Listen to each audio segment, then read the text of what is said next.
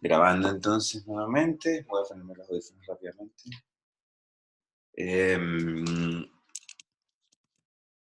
Ok.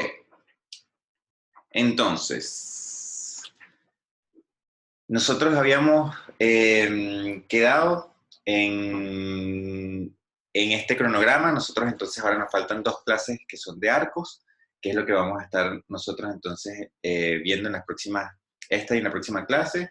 Y recuérdense que está entonces corriendo una tarea 6, ¿no? Para que lo tengan allí presente. Vamos entonces a retomar lo que habíamos hablado de arcos acá. A ver si era esto. Sí, perfecto.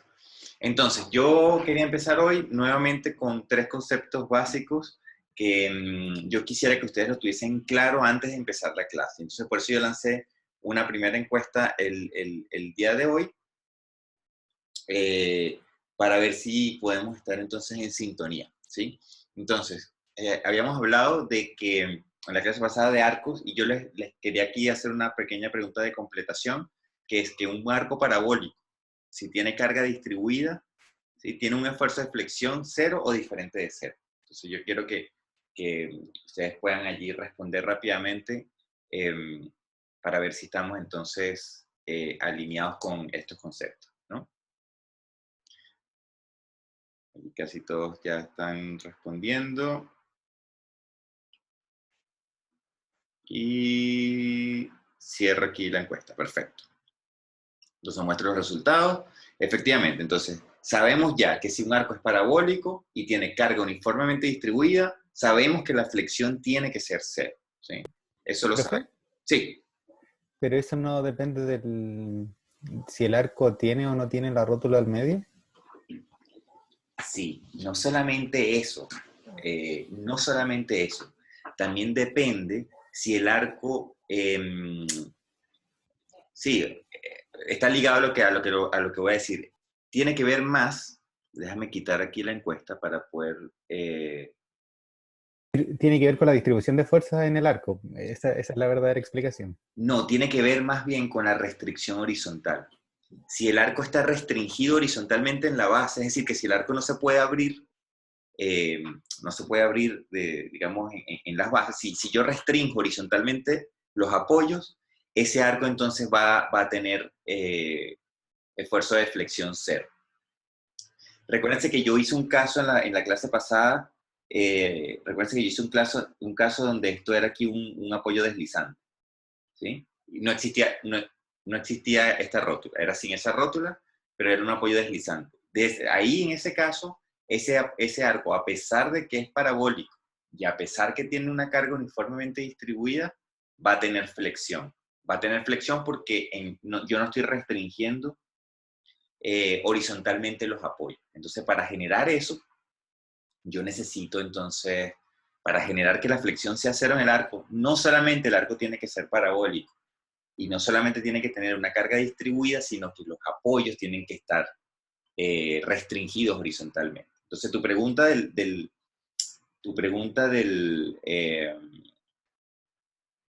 si esa rótula tiene que existir allí o no, tiene que ver, bueno, es justamente para que el arco sea isostático en este caso, ¿sí?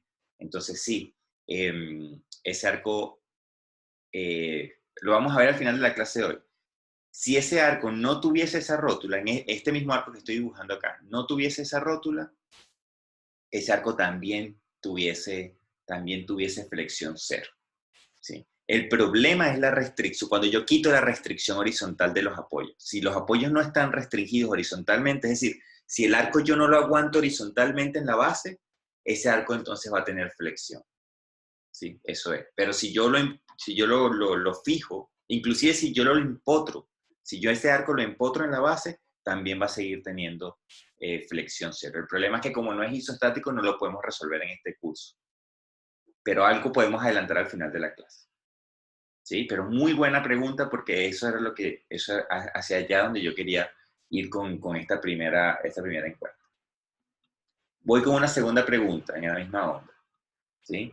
Si nosotros ahora tenemos un arco parabólico, sometido a cargas distribuidas, pero que no son uniformes, ¿sí? ¿El esfuerzo de flexión es cero o es distinto de cero?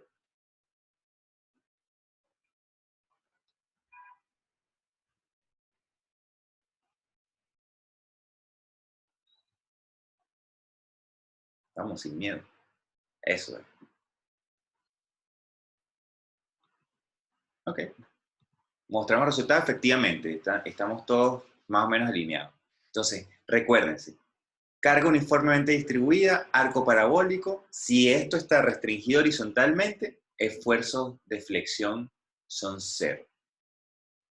Si el arco es parabólico y la carga es cualquier cosa, entonces yo no puedo garantizar nada de la flexión de ese arco, ¿sí? Y por último, solamente como para terminar de redondear la idea, la otra pregunta, que es un arco que no es parabólico ante una carga uniformemente distribuida, ¿la flexión entonces es cero o es distinta de cero? Entonces esto es un arco no parabólico, pero con una carga uniformemente distribuida. Ok. Ya casi todos votaron. Perfecto. Estamos de acuerdo, ¿sí? No es entonces, la flexión no es cero. Entonces, eso es lo que tenemos que tener presente para empezar la clase del día de hoy, ¿sí? Ok, vamos a ver entonces este ejemplo que está acá. Este ejemplo es lo mismo que resolvimos nosotros la clase pasada, en el sentido de que es un arco que ahora yo voy a decir que es parabólico, yo lo estoy decretando, yo digo que es parabólico y digo que la carga es uniformemente distribuida. Por lo tanto, yo debería, cuando yo veo el problema en este caso, aquí a este nivel, estoy empezando a resolver un problema así, yo me tengo que fijar en lo siguiente. La forma del arco, parabólica. La carga distribuida, uniforme. Y yo veo los apoyos y yo veo que los apoyos están restringiendo el movimiento horizontal del arco, los dos. Yo digo, listo, yo sé que esa flexión tiene que ser cero y yo sé que ese corte tiene que ser cero. Entonces, vamos a demostrar ambas situaciones en este ejemplo que está acá, porque en la clase pasada lo que hicimos solamente fue hablar de la flexión. Vamos a ver ahora también qué pasa con el corte y ver que efectivamente que el corte sea cero y vamos a ver cuánto es la carga axial de ese arco. Entonces, por simetría, diagrama de cuerpo libre, ¿verdad? Las dos reacciones son iguales, o sea, tienen esa simetría respecto al vertical, ¿sí? Las reacciones. Ok. Habíamos dicho entonces que estos valores de la carga toman la mitad de la carga equivalente de la carga distribuida. Entonces la carga distribuida equivalente es U por L, por lo tanto entonces cada apoyo toma ese valor dividido entre 2. Ok. Y ahora para calcular la reacción horizontal, que es la que nos falta, para calcular esta reacción horizontal, entonces tenemos que hacer el diagrama de cuerpo libre de la mitad del arco, ¿no? Tenemos que separar el arco en la rótula. Y de allí tenemos que hacer sumatoria de fuerzas y momentos para poder encontrar cuánto vale F. Lo más fácil es hacer sumatoria de momentos sobre el punto B. Entonces, al hacer sumatoria de momentos sobre el punto B o respecto al punto B, entonces aparece como única incógnita esa fuerza F.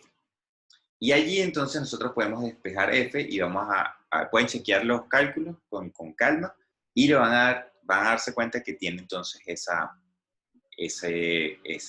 magnitud, ¿no? Positiva, es decir, que van en la dirección entrando o hacia adentro del arco. Entonces, una vez que conocemos las reacciones, vamos a calcular los esfuerzos internos. Entonces, aquí tenemos nuevamente el diagrama de cuerpo libre de todo el arco y tenemos ahora las reacciones ya calculadas, ¿sí? Okay. Ahora, ¿verdad? Una de las cosas que yo quiero hacer acá, digamos, diferente a lo que hicimos en la clase pasada, es tomar un sistema de referencia distinto. Este sistema de referencia lo utilizamos para describir la forma del arco. Muchas veces esto no es una obligación, pero muchas veces nos conviene a nosotros describir el arco respecto al punto más alto del arco. Y de esa forma usualmente se simplifican las ecuaciones de la parábola, por ejemplo, en este caso del arco. Es decir, yo acá puedo describir el arco bajo este sistema de referencia y que me quede entonces, como el arco es parabólico, me va a quedar una ecuación que solamente tiene un término cuadrático, o yo pudiera hacerlo como en la clase pasada, poniendo un sistema de referencia acá, el sistema de referencia rojo, y ahora yo voy a tener una parábola, es la misma parábola, pero la ecuación ahora va a tener un término cuadrático y un término que también depende de x, ¿sí? Entonces me queda una ecuación un poquito más grande. Ustedes lo pueden hacer con cualquiera de los dos sistemas de referencia, pero yo les digo que es común para arcos y cables utilizar un sistema de referencia que está ubicado de esa manera, digamos, donde el origen es el punto más alto del arco. Ok, y se lo hago de esta forma para que tengan una comparación de una cosa con otra y puedan ver si esto les conviene o les es más fácil o no. De todos modos, como es un poquito más, o como es distinto, a lo mejor ustedes pueden quedarse con algo de ganancia al aprender cómo se hace el trabajo respecto a este sistema de referencia radio. Ok, entonces ahora hacemos un corte, ¿sí? En un lugar, hacemos un seccionamiento de nuestro arco en un punto genérico, que es justamente entonces este diagrama de cuerpo libre que tenemos acá, donde aparecen los esfuerzos internos en azul, respetando la convención de signo que teníamos nosotros en vigas, ¿sí? Ok. Y ahora lo que nosotros tenemos es que ver qué hacer con la geometría, ¿sí? Como tenemos un sistema de referencia que es, digamos, atípico, ¿verdad? Nuestro sistema de referencia está empezando acá, en este punto rojo, que sería el punto más alto, donde está la rótula de nuestro arco, ¿sí? Ahí es donde empieza nuestro sistema de referencia. Y yo estoy haciendo entonces el seccionamiento, bueno, por acá, ¿no? En esa parte del arco. Y me estoy quedando con ese tramo izquierdo de ese seccionamiento que hice. Entonces, ¿qué es lo importante acá de la geometría? Bueno, que este punto que está acá, que estoy ahora colocando, el segundo punto rojo, tiene coordenada x, y, obviamente, porque está referenciado al punto más alto, que es la rótula. Y ahora yo sé que este punto que está acá, ¿sí? El tercer punto, está a un x igual a L medios y está a un y igual a h, ¿sí? Porque, nuevamente, el sistema de referencia está en el punto más alto del arco. Y yo puedo entonces decir, basándome en eso, cuánto es esta distancia y cuánto es esta distancia, ¿sí? Que son las distancias que a mí me interesan porque son distancias que yo voy a tener que utilizar para hacer después el balance de momento. Entonces esta primera distancia es L medios menos X, ahí es un poco más obvio cuando yo veo los extremos y veo cuánto es eso. Y esto sencillamente es H menos I, ¿sí? Que es lo que está colocado allí en esa figura, básicamente. Borra aquí un... Ok. Entonces, de esta ecuación, de esta configuración, yo sé que el arco es parabólico, me lo están dando como dato. Yo sé acá que mi arco tiene que tener esa forma, una forma parabólica, un polinomio de segundo orden. Y yo conozco, en verdad, las coordenadas exactas de 3 puntos del arco. Los 3 puntos que yo conozco, a ver si puedo borrar aquí esto, ¿sí? Los 3 puntos del arco que yo conozco van a ser el origen, ¿verdad? Yo conozco dónde está un apoyo y conozco dónde está el otro apoyo. Esos son los 3 puntos que yo conozco, que conozco las coordenadas. Entonces, eso es lo que yo voy a utilizar para encontrar cuánto valen estos coeficientes ABC. Y por eso yo coloco acá el arco evaluado en x igual a 0, que es el punto más alto, ¿sí? Yo sé entonces que ahí la coordenada I tiene que ser 0. Después yo sé que para una coordenada L medios, la coordenada I tiene que ser H, y yo sé que para una coordenada menos L medios, la coordenada I tiene que ser H, ¿sí? Son los dos apoyos que estamos tomando en nuestro arco. Y de allí yo puedo entonces generar 3 ecuaciones con 3 incógnitas para despejar A, B y C. de mi ecuación. Y me doy cuenta entonces acá que A vale 0, B vale 0 y que solamente voy a tener un valor de C. De tal forma que esta ecuación que está allí encerrada entonces en... Voy a borrar aquí lo rojo para limpiar. De tal manera que la ecuación de mi parabólica de mi arco me queda como esa que está allí. ¿Sí? Entonces, esa va a ser la ecuación parabólica del arco según la geometría que yo tengo en mi problema, según las coordenadas de cuánto están separados las bases, los extremos, y cuán alto es mi arco. Ok. Aquí hay que tener algo en cuenta cuando yo trabajo con arcos, incluso cuando trabajo con cables también.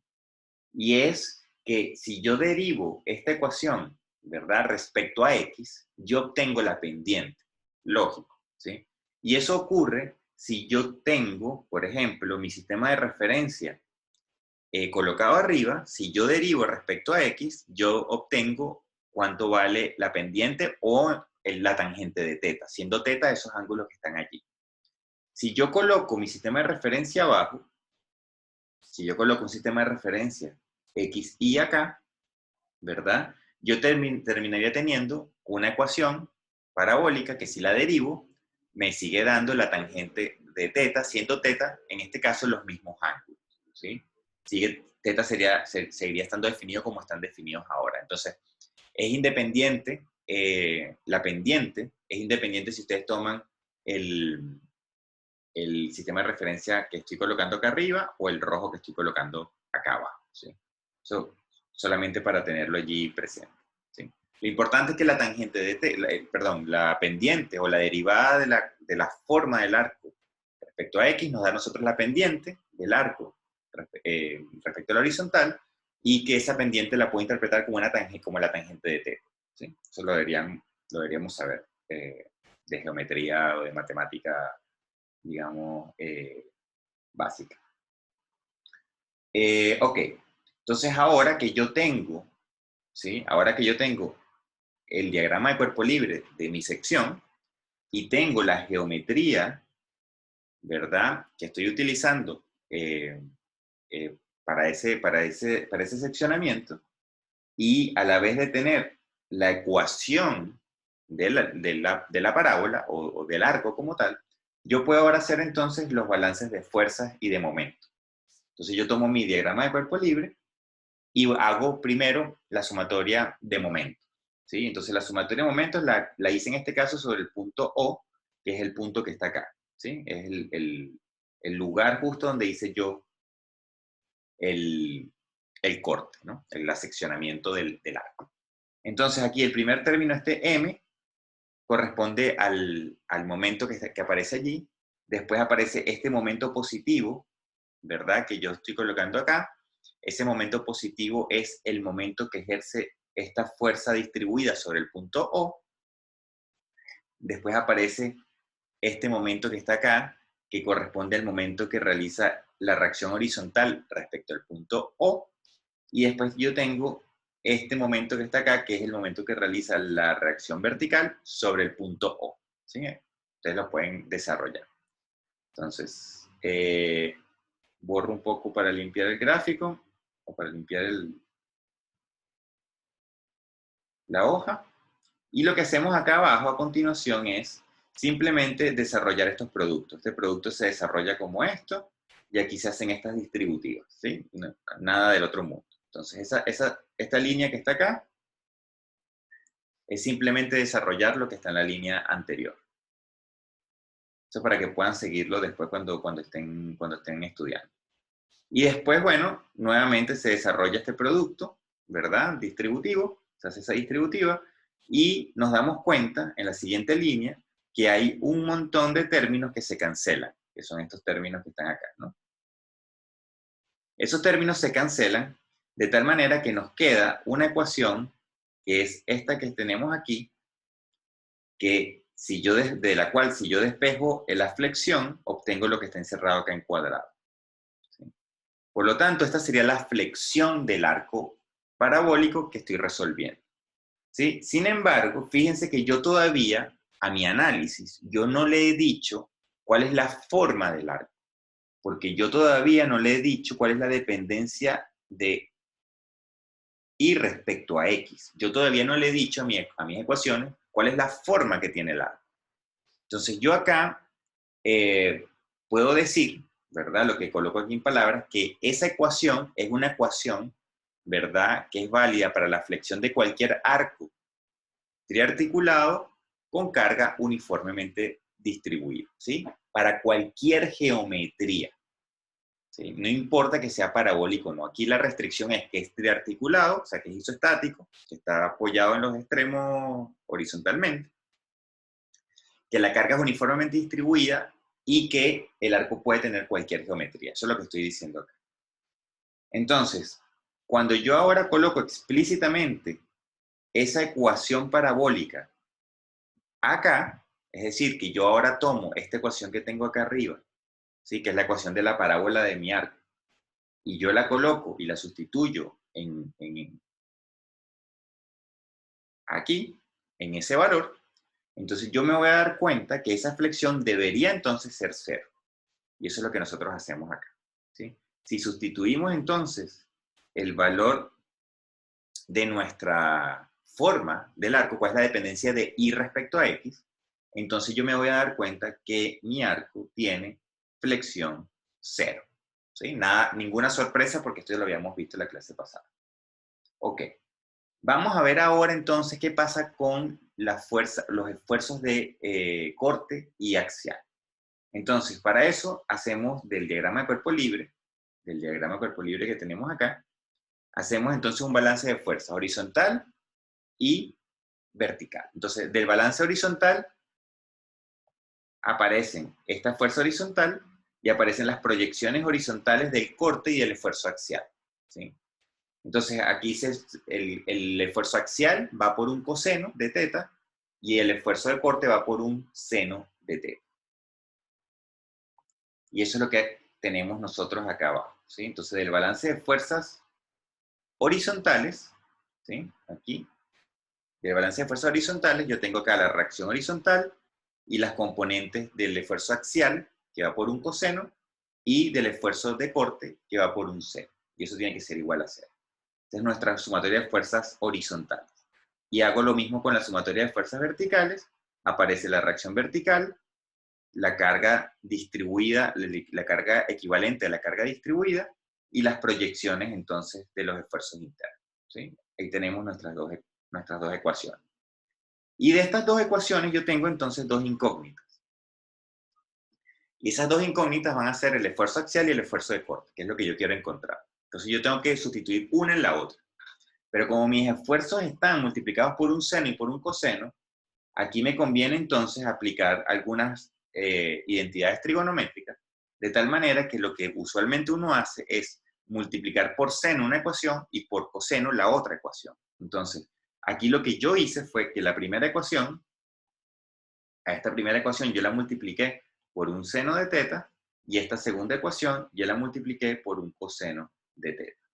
Y esas multiplicaciones es lo que está a continuación en estas dos ecuaciones que están acá, ¿sí? Entonces, ¿qué es lo que vemos? Que este primer término, o este término que está acá, que estaba allá arriba, ahora al multiplicarle por un seno, este término me queda q por seno cuadrado.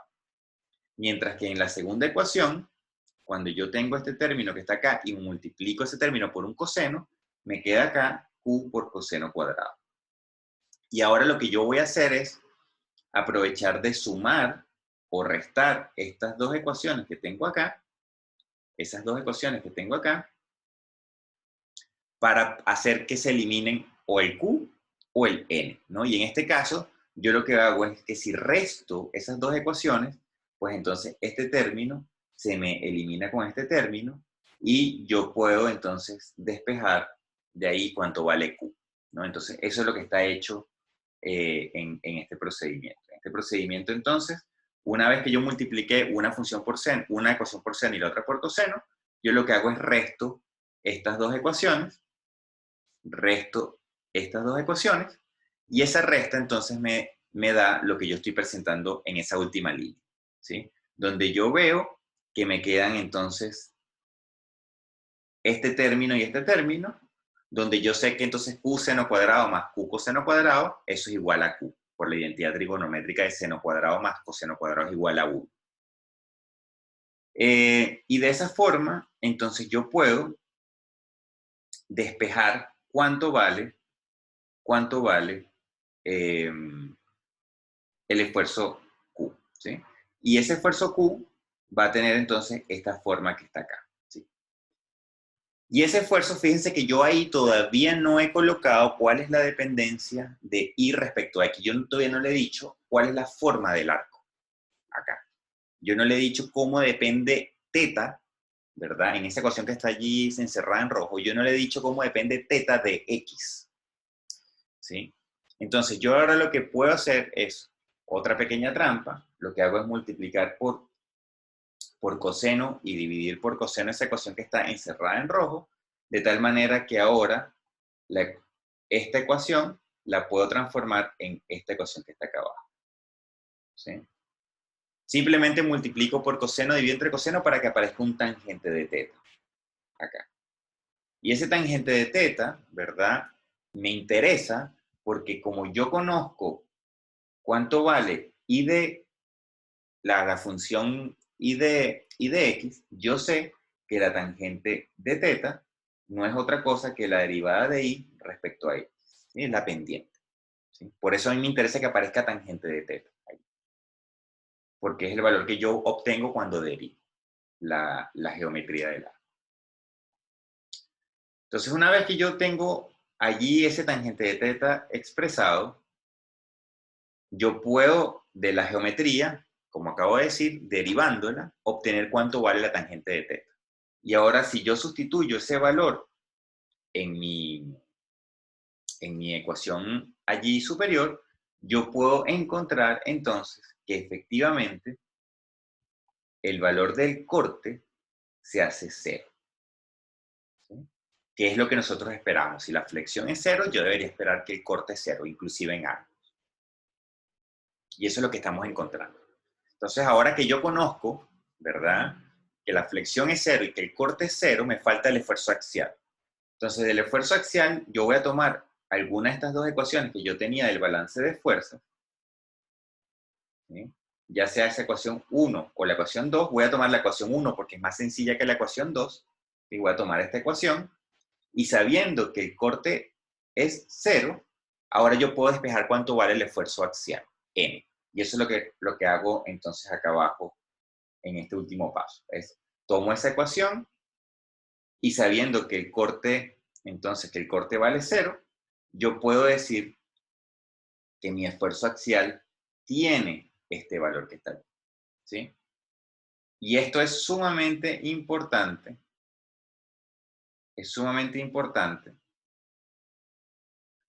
por lo siguiente. Porque ahora lo que yo estoy encontrando es que de mi diagrama de cuerpo libre, voy a borrar esto, de mi diagrama de cuerpo libre, yo estoy diciendo que el corte es 0 y por eso no aparece, y que la flexión es 0 y por eso no aparece. Entonces yo digo que la flexión y el corte son 0, por lo tanto mi arco tiene un esfuerzo axial puro. Está solamente sometido a esfuerzo axial. Y adicionalmente estoy encontrando acá arriba que ese esfuerzo axial es negativo, por lo tanto yo estoy encontrando que ese arco está comprimido, ¿sí? Porque el esfuerzo axial es negativo. Entonces, ¿qué es lo importante de este análisis? Bueno, lo importante acá son estos, digamos, 4 puntos que yo coloco ahí. El primer punto, que es que la flexión y el corte son 0, si el arco es parabólico, carga uniformemente distribuida y las restricciones horizontales están puestas en los extremos del arco. Ese es un punto importante. Después, que el esfuerzo axial es compresión, es de compresión, en este caso que tengo el arco dispuesto de esa manera, que eso lo adelantamos la clase pasada. Y después algo importante, ¿verdad?, que lo podemos ver del diagrama de cuerpo libre, y es que la componente horizontal del esfuerzo axial, la componente horizontal, siempre va a tener el mismo valor y va a tener el mismo valor que la reacción horizontal.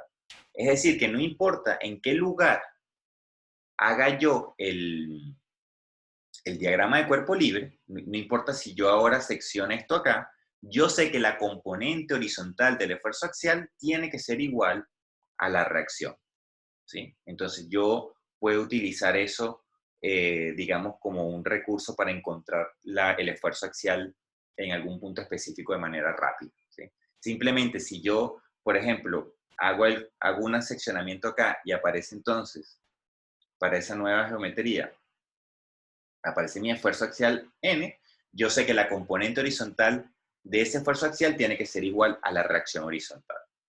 Entonces, si yo sé el ángulo que tengo acá, ya directamente puedo saber cuánto es el esfuerzo axial del arco, ¿sí? Eso es muy importante, porque eso me permite a mí calcular el esfuerzo axial de manera rápida, ¿sí? Solamente entendiendo qué sucede con mi sistema. Obviamente cuando el esfuerzo de flexión es cero y cuando el corte es cero.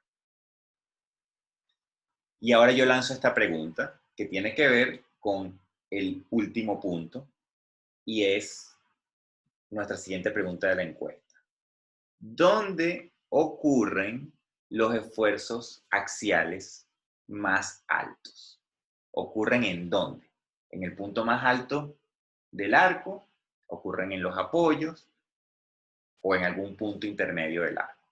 ¿Dónde creen ustedes que están los esfuerzos más grandes axiales?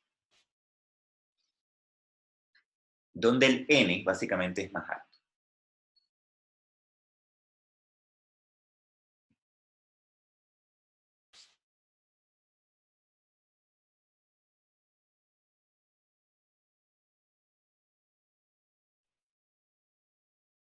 Ok, falta uno, listo. Ok, ahí está. Vamos a mostrar los resultados. Efectivamente, los esfuerzos axiales son más importantes en los apoyos. Vamos a ver esto por qué. ¿Sí? Vamos a ver por qué. Y eso es justamente lo que yo voy a hacer aquí en la siguiente hoja. Voy a agarrar esto acá, me lo voy a traer y vamos a ver si podemos argumentar esto, ¿no? O cómo podemos nosotros pensar esto que acabamos de decir. Yo voy a quitar esto de aquí. Voy a decir que este arco tiene ahí el vínculo, ¿sí? Es más, ni siquiera debía haber hecho esto. Vamos a hacerlo de otra forma. Vamos a suponer que yo tengo un arco y que yo ese arco parabólico lo secciono prácticamente donde está la rótula. Prácticamente donde está la rótula. De tal manera que el esfuerzo axial es casi horizontal, ¿sí? Porque estoy casi haciendo el corte en el punto más alto. Es decir, estoy diciendo que de mi geometría original del arco, perdón aquí por esto, perdón por la llamada también, no debí haber entrado esa llamada.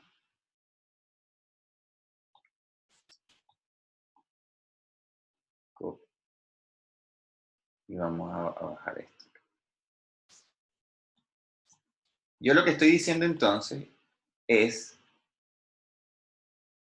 que estoy haciendo un seccionamiento por acá arriba del arco, casi en la rótula, ¿sí? Donde entonces el esfuerzo axial que debería aparecer, ya sabemos que la flexión es cero y que el corte es cero en cualquier punto.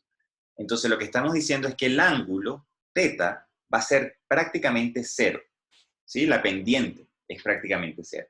Entonces para este caso, yo tengo que θ es muy pequeño, ¿sí? Es aproximadamente cero.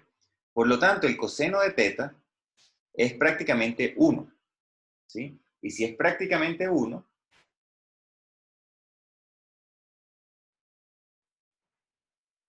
y voy a traer este valor de acá,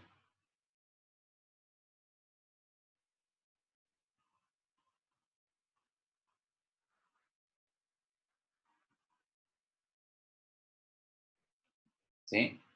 Yo voy a tener que el valor de n va a ser más o menos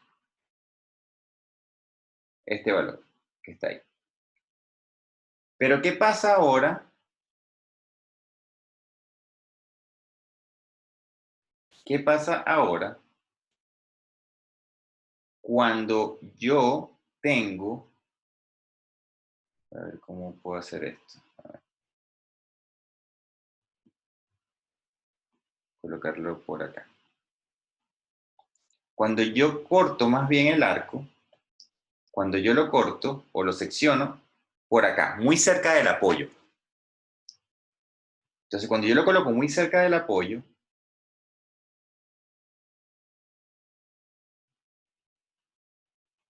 yo tengo entonces acá mi valor de n, ¿sí?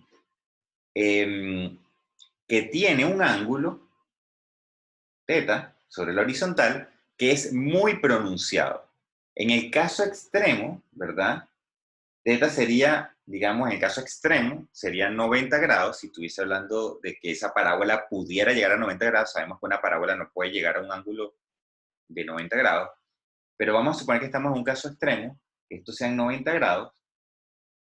Yo sé que el coseno de θ, si θ es muy grande, pues el coseno, esto va a tender a cero, ¿sí? O va a ser muy pequeño, en otras palabras, ¿verdad? Y yo voy a darme cuenta que para un cero dividiendo esa carga axial, esa fuerza axial, perdón, yo voy a tener un n que es muy elevado, básicamente infinito. Entonces, aquí lo que estamos viendo es que si el ángulo de inclinación es elevado, ¿sí? El coseno de ese ángulo elevado es pequeño, y como el coseno de ese ángulo da un valor pequeño, entonces la fuerza axial da a dar elevada. Entonces, básicamente, la compresión máxima del arco ocurre donde el arco tiene la mayor pendiente. Y la mayor pendiente para un arco parabólico ocurre en los apoyos.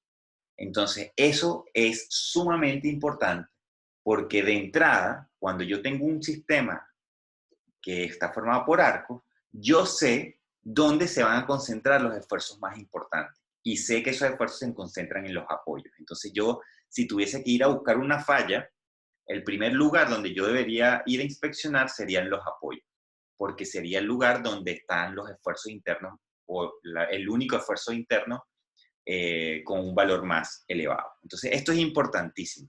Y de hecho, esto también me permite a mí hacer la siguiente observación. ¿Sí?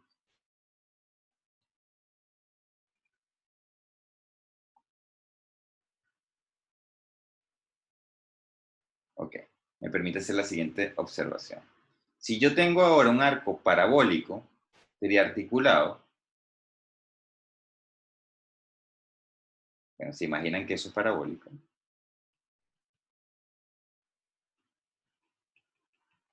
y sometido a una carga uniformemente distribuida, ¿sí? Carga uniformemente distribuida, pero la única diferencia es que los apoyos están ubicados a diferentes alturas, ¿sí? En este caso, el esfuerzo de flexión sigue siendo cero y el esfuerzo de corte sigue siendo cero porque el arco sigue siendo parabólico, la carga distribuida sigue siendo uniforme y los apoyos siguen restringiendo el movimiento horizontal del arco, ¿sí? Entonces, este arco, a pesar de que tiene un desnivel en los apoyos, sigue teniendo un esfuerzo de corte y un esfuerzo de flexión igual a cero. Entonces, si yo les pregunto a ustedes acá en este arco, ¿dónde están los esfuerzos más altos o dónde ese arco es propenso a romperse? Pues uno debería solamente a través de la inspección del dibujo y de entender estos conceptos, uno debería saber que ese apoyo inferior es el apoyo que es más susceptible a daño porque la curvatura o la pendiente del arco en ese punto es mayor que en este otro apoyo. ¿Sí? Entonces, solamente por el hecho de que el arco tenga esfuerzo de corte cero y flexión cero, yo sé que ese arco donde tenga la mayor pendiente es el lugar donde va a tener el mayor esfuerzo de compresión.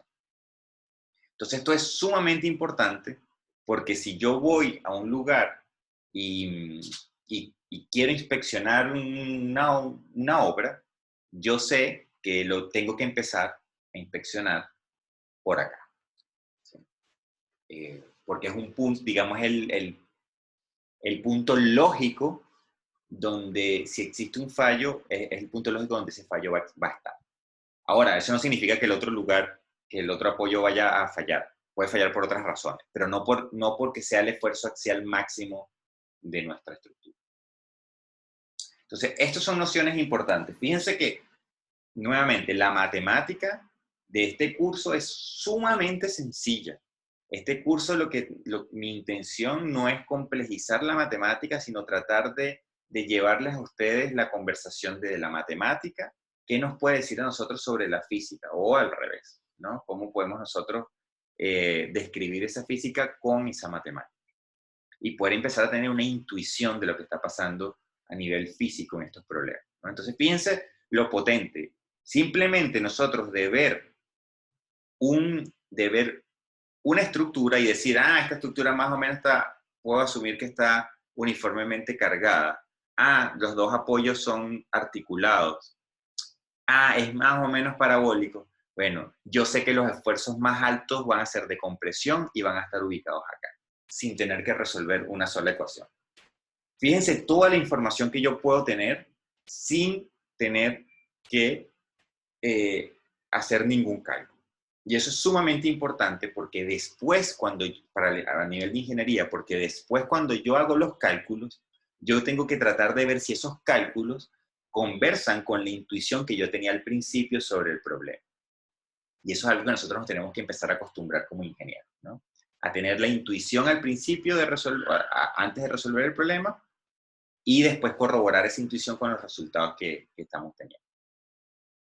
Ahora, fíjense algo interesante también, para redondear un poco la pregunta con que abríamos nosotros el curso. Voy a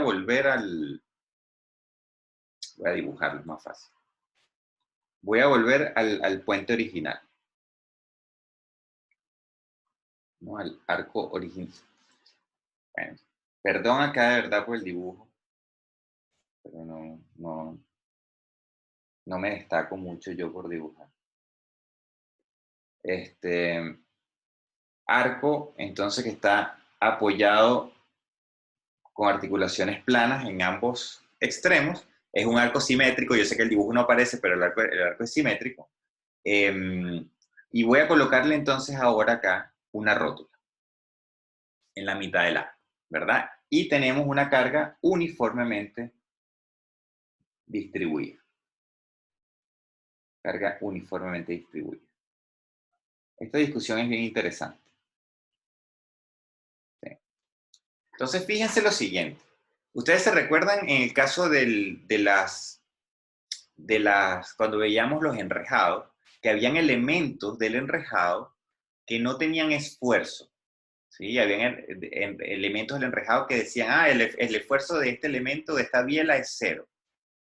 Pero eso no significaba que si yo quitara ese elemento, esa estructura siguiese comportándose igual. Ese elemento estaba ahí justamente para poder soportar perturbaciones de fuerzas en la estructura y que esa estructura no se venga abajo, porque era una estructura isostática. En el momento que si yo retiro ese elemento de verdad y lo corto físicamente, pues esa estructura se vuelve un mecanismo, ¿sí? Vamos a ver qué pasa acá con lo siguiente. Fíjense que lo que nosotros venimos diciendo es que el arco, este arco que está acá, lo voy a colocar más pequeño para que se entienda lo que voy a hacer. Lo que estamos diciendo es que ese arco parabólico, carga uniformemente distribuida y restringido acá en los apoyos de manera horizontal, va a tener compresión pura. 0 corte, 0 flexión. Eso quiere decir que si yo dibujo un pequeño tramo de arco acá, y dibujo aquí otra sección de arco, hasta la rótula, y aquí otra sección de arco, para acá, y de aquí otra sección de arco.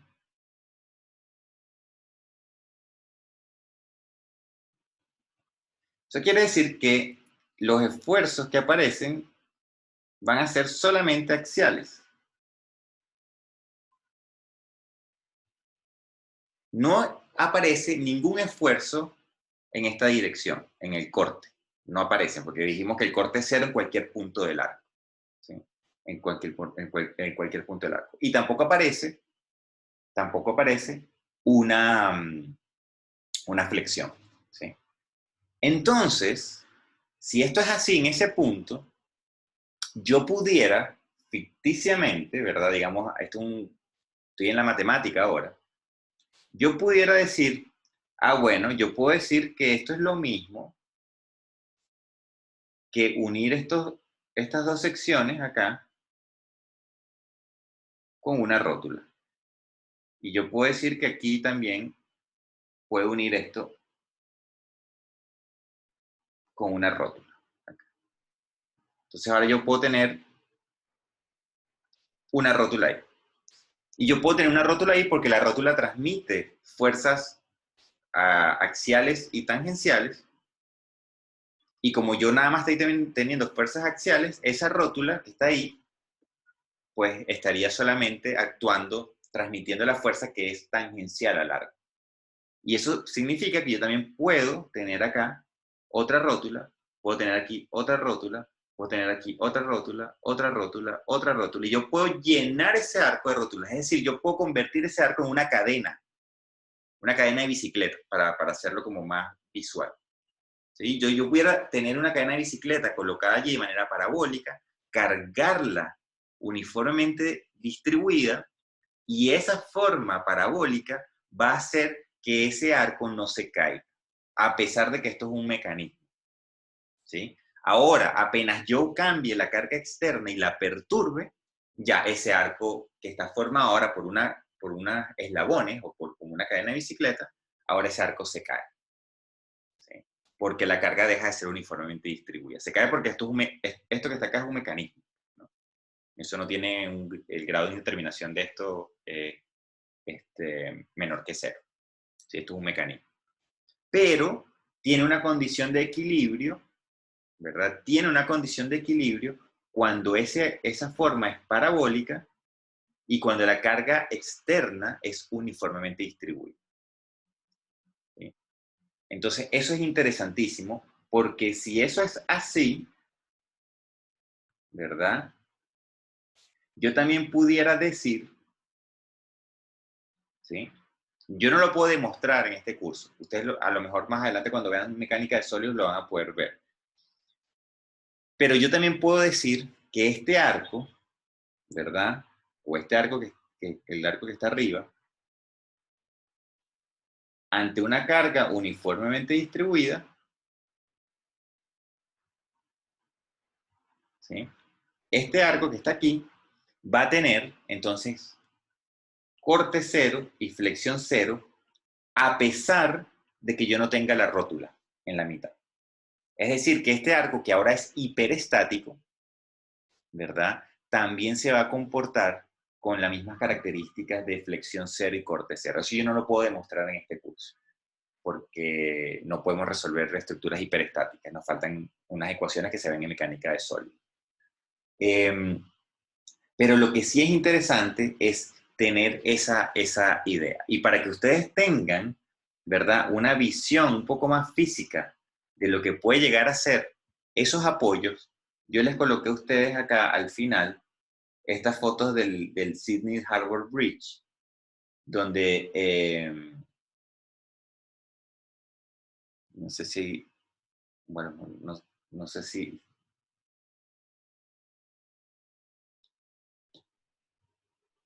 vamos, eso. Okay.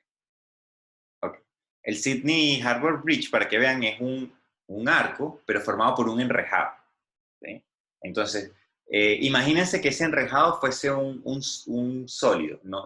Imagínense que no fuese un enrejado, sino que fuese una viga, con esa forma que tiene ese arco, ¿no? Y ese arco es parabólico porque el arco está soportando las cargas digamos, del deck de la calle, de la vía, ¿verdad? Y uno puede decir entonces que ese arco está sometido a una carga uniformemente distribuida que va hacia abajo.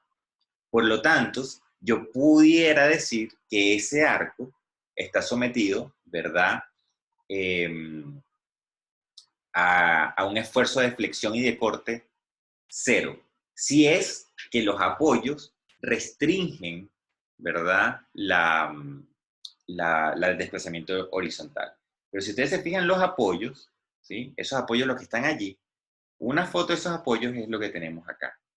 ¿Ves? Y donde ese arco efectivamente llega a estar vinculado a tierra con una articulación. ¿Sí? Y de articulación sería esto que tenemos aquí. Y no es muy distinto como uno lo dibuja. Y eso está fijo acá a tierra. ¿Sí? No es muy distinto como uno lo dibuja. Es simplemente un apoyo que es pivotante, ¿no? Y es lo que hace que ese puente yo pueda controlar a través de esos apoyos, yo controlo entonces el empuje de ese puente. Esas reacciones entonces me generan una fuerza que evitan que el puente, que el arco se abra y por lo tanto que me permitan a mí soportar el peso del deck. Entonces, en otras palabras, yo lo que estoy haciendo es llevando el peso del deck a convertir ese peso del deck en una reacción horizontal en los apoyos del arco. Y eso es un poco, digamos, la forma que tenemos de entender este problema, ¿no? Y está allí para que sepan que efectivamente los puentes pueden tener ese tipo de articulaciones, no es que es una idealización, digamos, matemática, ni mucho menos, sino que pueden existir esas articulaciones en los puentes, pero, y que esos puentes efectivamente cuando tienen arcos, esos arcos son bastante cercanos a ser una parábola. Ahora, el problema que, y con esto cierro la clase de hoy para no fastidiarlos mucho más. Cuando yo les estaba diciendo que este arco yo lo puedo colocar acá como una serie de eslabones, ¿sí?, como si fuesen una cadena de bicicletas, ¿sí?, yo también pudiera entender el problema al revés, ¿sí? Yo pudiera, por ejemplo, yo pudiera utilizar una cadena de bicicletas, colocarle fuerzas a esa cadena de bicicleta en lugares específicos y dejar que la gravedad haga el resto. O sea, yo a la cadena de bicicleta la puedo tener colocada así, digamos, de manera inversa. Y yo puedo decir, esto está aquí fijo. Es decir, ustedes agarran una cadena de bicicleta, ¿verdad? La estiran con sus manos. Y ustedes, por ejemplo, aquí le pueden colocar un peso, una masa conocida, aquí otra masa conocida, acá otra masa conocida, ¿verdad? Y la forma que adopta esa cadena de bicicleta, ¿verdad?, va a ser la forma óptima que debería tener un arco que funciona a compresión. Fíjense que en este caso esa cadena está traccionada. Pero si yo hago un espejo de esa cadena, ¿verdad? Si yo a esa cadena ahora le construyo la misma, hago la misma forma,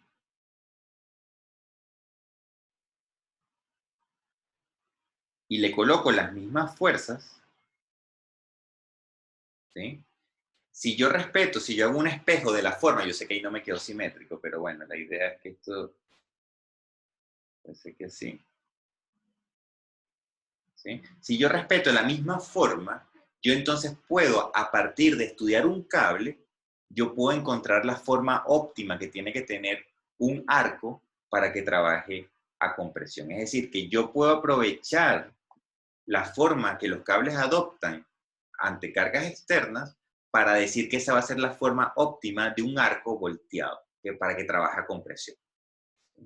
Eso lo vamos a ver el día jueves, vamos a hablar un poquito más entre el jueves o el martes la semana que viene, porque así era como Gaudí diseñó la Sagrada Familia en su obra en Barcelona, o sea, en una iglesia que hay en Barcelona. Pues hay un montón de información de esto por internet. Esto no es nada nuevo, no le estoy contando algo que sea súper conocido. Pero es muy interesante. Y eso vamos a hablar un poquito la próxima semana, entonces no los molesto más. Cerramos la clase del día de hoy. Dejamos abiertas, entonces voy a parar de